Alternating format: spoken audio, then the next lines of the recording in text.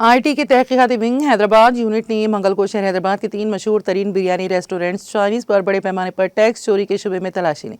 शुबा है कि इन रेस्टोरेंट ने कई करोड़ रुपए की फरोख्त पर टैक्स बचाए हैं।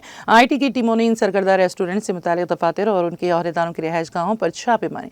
तलाशी का अमल जुमला 30 मुकामात पर किया गया। अहदेदारों के मुताबिक ये कार्रवाइयाँ इन तीनों ब्रांड से जुड़े कई मुकामात पर की गई हैं। हुक्काम ने बताया कि मामूल की फरोख्त के अलावा उनमें से एक आउटलेट ऑनलाइन ऑर्डर्स और फर्नीचर्स के जरिए भी नुमाया कारोबार करता है। खास तौर पर हलीम के सीजन के दौरान जब इसकी फरोख्त कई करोड़ रुपए तक पहुंच जाती है। इस ब्रांड की मकबूलियत ने सालों के दौरान सलमान खान जैसी मशहूर शख्सियात को भी अपनी तरफ मुतवज्जो किया है।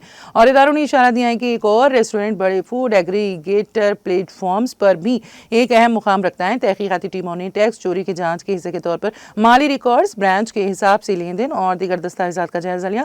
हुक्काम ने बताया है कि मजीद जांच जारी है।